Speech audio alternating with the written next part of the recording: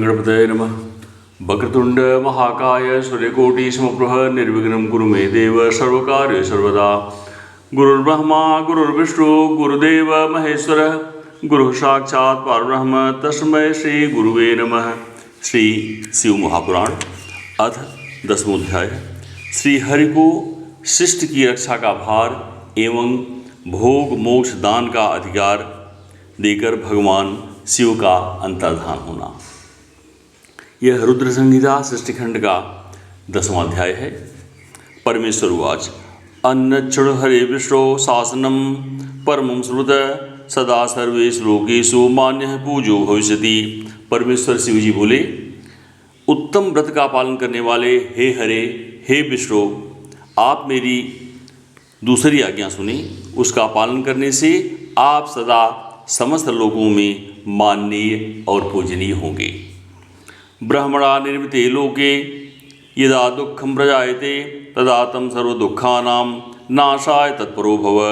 ब्रह्मा जी के द्वारा रचे गए लोक में जब कोई संकट उत्पन्न हो तब आप उन संपूर्ण दुखों का नाश करने के लिए सदा तत्पर रहना। साहाय्यं ते करिष्यामि सर्वकार्ये च दुस्सहे तव शत्रून् हनिष्यामि दुस्सध्यान् परमोत्कटान्। मैं संपूर्ण दुस्सह कार्यों में आपकी सहायता करूँगा। आपके दुर्जय और अत्यंत उत्कट शत्रुओं को मैं मार गिराऊँगा। विविधान अवतारांश गृहीत्वा कीर्तिमुत्तमां विस्तारय हरे लोके तारणाय परो भव। हे हरे, आप नाना प्रकार के अवतार धारण करके लोक में अपनी उत्तम कीर्ति का विस्तार कीजिए और संसार में प्राणियों के उद्धार के लिए तत्पर रहिए।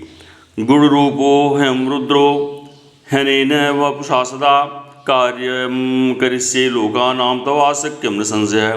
गुण रूप धारण कर मैं रुद्र निश्चित ही अपने इस शरीर से संसार के उन कार्यों को करूँगा जो आपसे संभव नहीं है, इसमें संदेह नहीं है। रुद्रध्येयो भवांश्चैव भवद्ध्येयो हरस्तथा योरन्तरं नैव तव रुद्रस्य किंचन। आप रुद्र के ध्येय हैं और रुद्र आपके ध्येय हैं। आप दोनों में और आप तथा रुद्र में कुछ भी अंतर नहीं है। वस्तुश्चापि चैकत्यं वर्तोऽपि तथैव च लीलयापि महाविष्णो सत्यम सत्यम न संशयः। हे महाविष्णु, लीला से भेद होने पर भी वस्तुतः आप लोग एक ही तत्व हैं। यह सत्य है, इसमें संशय नहीं है।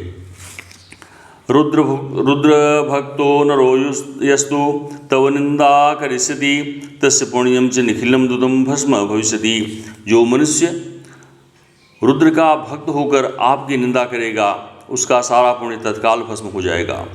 नरके पतनं तस्य तद्वेषात् पुरुषोत्तम मदाज्ञया भवेद्विष्णो सत्यम सत्यम न संशयः। हे पुरुषोत्तम विष्णु, आपसे द्वेष करने के कारण मेरी आज्ञा से उसको नरक में गिरना पड़ेगा। यह सत्य है, इसमें संशय नहीं है।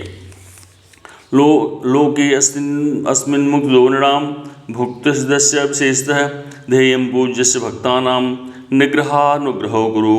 आप इस लोक में मनुष्य के लिए विशेषतः भोग और मोक्ष प्रदान करने वाले और भक्तों के ध्येय तथा पूज्य होकर प्राणियों का निग्रह और अनुग्रह कीजिए।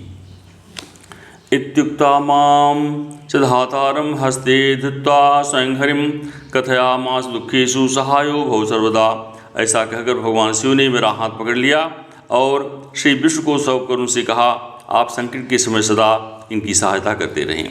सर्वाध्यक्षस्य सर्वेषु भुक्ति मुक्ति प्रदायकः भवतां सर्वदा श्रेष्ठ सर्वकाम प्रसादकः। सबके अध्यक्ष होकर आप सभी को भक्ति और मुक्ति प्रदान करें तथा सर्वदा समस्त कामनाओं के साधक एवं सर्वश्रेष्ठ बने रहें। सर्वेषां प्राण रूपस्य भवतुं च ममाज्ञा संकटे भजनीयो हि सरुद्रो मत्तनुर्हरे। हे हरे, यह मेरी आज्ञा है कि आप सबके प्राण स्वरूप होइए और संकट का लाने पर निश्चय ही मेरे शरीर रूप उस रुद्र का भजन कीजिए। त्वां यह समाश्रितो नूनं मामेव स समाश्रितः अंतरम यस्य जानाति निरपतित ध्रुवम्। जो आपके शरण में आ गया वह निश्चय ही मेरी शरण में आ गया। जो मुझ में और आप में अंतर समझता है वह अवश्य ही नरक में गिरता है। आयुबलम श्रुस्वाद्यत्रिदेवानां विशेषतः संदेहोत्र न कर्तव्यो ब्रह्मा विष्णु हरात्मनाम। अब आप तीनों देवताओं के आयुबल को विशेष रूप से सुनिए। ब्रह्मा विष्णु और शिव की एकता में किसी प्रकार का संदेह नहीं करना चाहिए। चतुर्युग सहस्राणि ब्राह्मणो दिन मुच्यते रात्रिश्च तावदीतश्च मनमेत क्रमणेन। 1000 चतुर्युग को ब्रह्मा का एक दिन कहा जाता है और उतना ही उनकी रात्रि होती है। इस प्रकार क्रम से यह ब्रह्मा की एक दिन और एक रात्रि का परिमाण है। तेषां त्रिशद्दिनमासो द्वादशस्तैस्य वत्सरः शतवर्ष प्रमाणेन बहुर्मायुः परिकीर्तितम्। इस प्रकार 30 दिनों का एक मास और 12 मासों का एक वर्ष होता है। 100 वर्ष के परिमाण को ब्रह्मा की आयु कहा गया है। ब्राह्मणो वर्षमात्रेण दिनं वैशो मुच्यते सोऽपि वर्षस्थं यावदात्ममान्ये जीवति। ब्रह्मा के एक वर्ष के बराबर विष्णु का एक दिन कहा जाता है। ये विष्णु भी अपने 100 वर्ष के प्रमाण तक जीवित रहते हैं।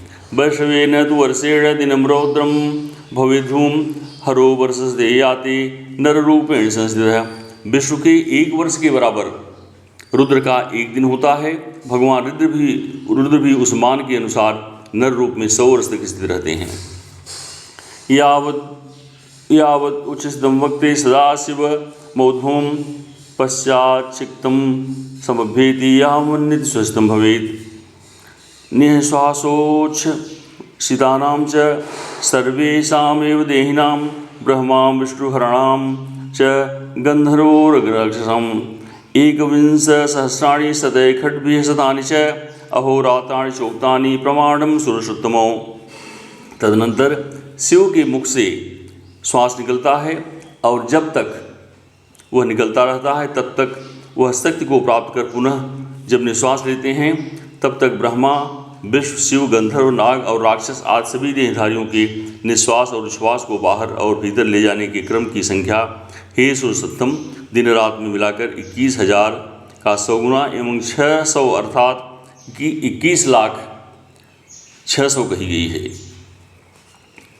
खड्भिरुच्छ्वासे श्वासे फलमेकं प्रवर्तितं घटी खष्टी फला प्रोक्ता स खष्ट्या च दिनं निशा। 6 उच्छ्वास और 6 निश्वास का एक फल होता है। 60 फलों की एक घटी और 60 घटी प्रमाण को एक दिन और रात कहते हैं। निःश्वासोच्छ वासिदानां च परिसंख्यान विद्यते सदाशिव समुत्थान में तस्मात् सोच स्मृतः। सदाशिव की निश्वास और श्वासों की गणना नहीं की जा सकती, अतः शिव जी सदैव प्रबुद्ध और अक्षय हैं। इत्थं रूपं त्वया तावत् द्रक्षणीयं मम ज्ञा तावत् श्रेष्ठस्य कार्यं वै कर्तव्यं विविधे गुणे। मेरी आज्ञा से तुम्हें अपने विविध गुणों के द्वारा श्रेष्ठ की इस प्रकार के होने वाले कार्यों की रक्षा करनी चाहिए। ब्रह्मवाच इत्याकर्णवचः शंभोर्मया च भगवान् हरिः पणिप्रत्यज विश्वेशं प्राह मंदतरं वशी। ब्रह्मा जी बोले, हे देवर्षि, भगवान शिव का यह वचन सुनकर सबको बस में करने वाले भगवान विष्णु मेरे साथ विश्वनाथ को प्रणाम करके मंद स्वर में उनसे कहने लगे। विष्णुवाच शंकरं श्रूयतामेतत् कृपा सिंधो जगत्पते सर्वमेतत् करिष्यामि भवदाज्ञावसानुगः। हे शंकर, हे करुणा सिंधु, हे जगतपते, मेरी यह बात सुनिए। मैं आपकी आज्ञा के अधीन रहकर यह सब कुछ करूँगा। मम ध्येय सदा तुम च भविष्यासि न चान्यथा भवतः सर्वसामर्थ्य लब्धम च उपरामया। आप मेरे सदा ध्येय रहेंगे, इसमें अन्यथा नहीं है। मैंने पूर्व काल में भी आपसे समस्त सामर्थ्य प्राप्त किया था। क्षणमात्रमपि स्वामिस्तुं ध्यानं परमं चेतसो दूरतैव नैव संगच्छतु कदाचन। हे स्वामिन, क्षणमात्र भी आपका श्रेष्ठ ध्यान मेरे चित्त से कभी दूर न हो। मम भक्तस्य यह स्वामिस्तव निंदा करिष्यति तस्यैव नरेवासं प्रयच्छ नित्य ध्रुवम्। हे स्वामिन, मेरा जो भक्त आपकी निंदा करे उसे आप निश्चय ही नरकवास प्रदान करें। तद्भक्तो यो भवेत् स्वामिन्मयं प्रियतरो हि सः एवं वै यो विजानाति तस्य मुक्तिर्दुर्लभः। हे नाथ, जो आपका भक्त है, मुझे अत्यंत प्रिय है, जो ऐसा जानता है उसके लिए मोक्ष दुर्लभ नहीं है। महिमा च मदयोग्य वर्धितो भवताध्रुवं कदाचित् गुणस्य व जायते क्षम्यतामिति। आज आपने निश्चय ही मेरी महिमा बढ़ा दी है, यदि कभी कोई अवगुण आ जाए तो उसे क्षमा करें। ब्रह्मवाच तदा संभुस्तदीयं हि श्रुत्वा वचनमुत्तमम् उवाच विष्णुं सुप्रीत्या क्षम्या तेण गुणा मया। तदनंतर विष्णु के द्वारा कहे गए श्रेष्ठ वचन को सुनकर शिव जी अत्यंत प्रीतिपूर्वक विष्णु से कहा, मैंने आपके अवगुणों को क्षमा कर दिया है। एवं मुक्ता हरिम्नो नवश कराभ्यां परमेश्वर परस्पर सकलांगेषु कृपया तु कृपानिधि। विष्णु से ऐसा कहकर उन कृपानिधि परमेश्वर ने कृपापूर्वक अपने हाथों से हम दोनों के संपूर्ण अंगों का स्पर्श किया। आदिश्य विविधान धर्मान सर्वदा दुःखरोघर ददोवराननेकांश यो हृचिद्गिरिशयः। सर्व दुःखहारी सदाशिव ने नाना प्रकार के धर्म का उपदेश हम दोनों के हित की इच्छा से अनेक प्रकार की वर दिए।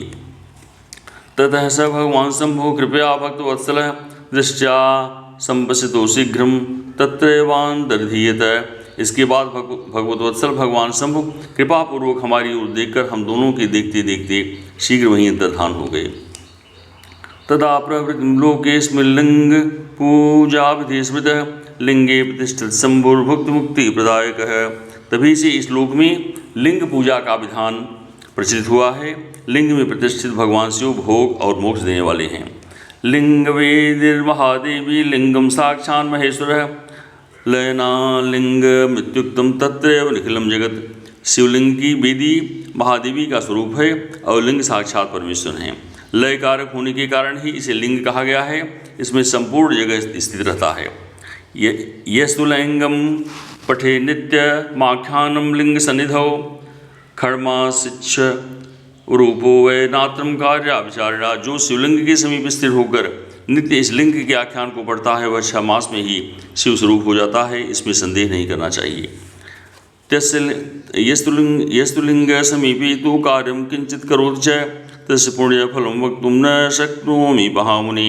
हे महामुनि, जो शिवलिंग के समीप कोई भी कार्य करता है उसके पुण्य फल का वर्णन करने में मैं समर्थ नहीं हूँ। इति श्री शिव महापुराणे द्वितीयां रुद्रसंहितायां प्रथम खंडे शिष्टोपाख्याने परम शिव तत्ववर्णने नाम 10वां। इस प्रकार शिव महापुराण के अंतर्गत द्वितीय रुद्र संहिता के प्रथम खंड में शिष्ट उपाख्यान में परम शिव तत्व वर्णन नामक 10वां अध्याय पूर्ण हुआ। इसमें वाचन में हुई त्रुटियों को क्षमा करें। हर हर महादेव, हर हर महादेव, हर हर महादेव।